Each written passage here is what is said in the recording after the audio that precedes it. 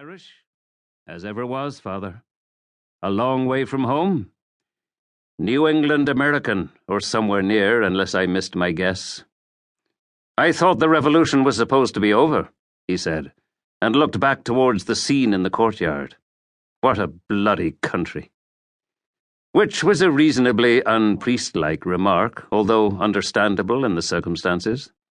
I said, "The discontented are always with us, Father, even after revolutions.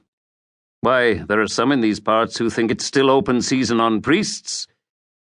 "We're in God's hands," he said harshly. "All of us."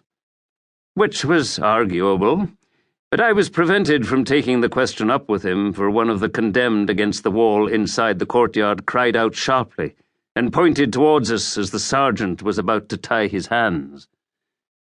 There was some kind of disturbance, and then a young officer strolled towards the gate and beckoned to the priest, who left me without a word and went towards him. "Believe it or not, Father, but one of these pigs wants to confess," I heard the officer say. The priest said nothing, simply took a breviary from his pocket, spat out his cigarillo, and started through the gate. By the time he reached the wall, all three were on their knees waiting for him. I didn't stop to watch, for I had seen men die before, or at least that's what I told myself as I turned and went across the square to the Hotel Blanco on the far side. It was a tall, slender building which had been used as a strong point by the government forces during the war, and the crumbling facade was pitted with bullet holes. In the patio, a fountain splashed water across scarlet tiles, and the cool darkness of the terrace looked very inviting. The owner of the place lounged in a wicker chair by the screen door, fanning himself with a palm fan. His name was Janos, and he was Hungarian as far as I could make out, although his English was excellent. The most noticeable thing about him was his great size.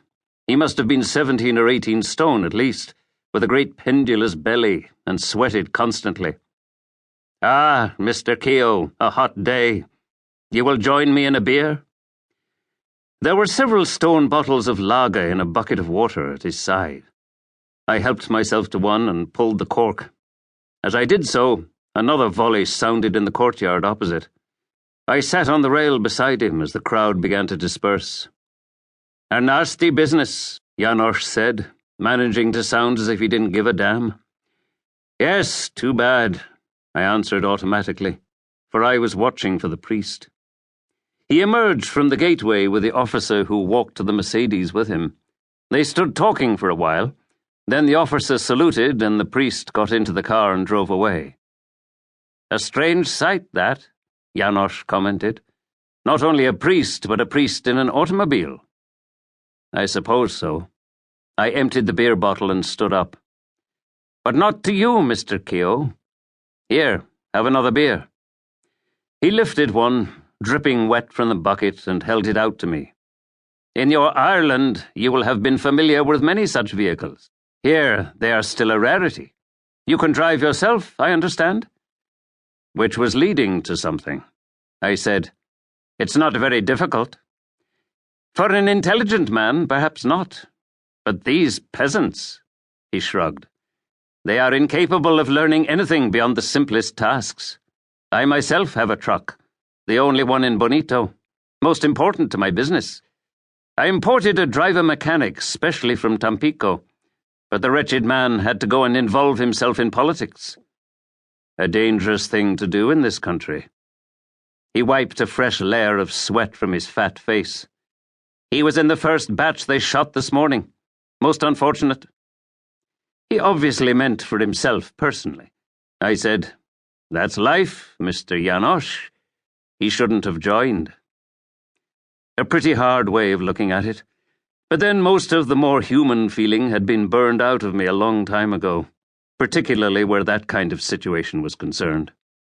It was none of my affair, and I was tired of the conversation, which for some reason had a strange air of unreality to it. I was hot, and I was tired, and wanted nothing so much as a bath and perhaps a couple of hours on my bed before the train left. I stood up, and Janos said, "I have a rather important consignment to go to Huila. You know the place, perhaps?" I saw then what he wanted, but there was no reason.